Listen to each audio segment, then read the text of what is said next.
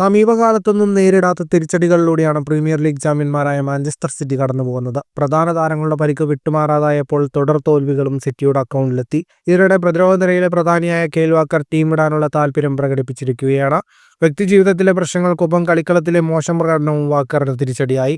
ഇതോടെ ആദ്യ ലെവലിലെ സ്ഥാനം നഷ്ടമായതോടെയാണ് വാക്കർ ടീം വിടുന്നതിനെക്കുറിച്ച് ആലോചിച്ചതും പരസ്യമായി തുറന്നു പറഞ്ഞതും. വാക്കറിനൊപ്പം അടുത്ത സീസണിൽ ടീമിലെ പ്രധാന താരങ്ങളിൽ പലരും സിറ്റി നിരയിൽ ഉണ്ടാവില്ലെന്നാണ് goal.com റിപ്പോർട്ട് ചെയ്യുന്നത്.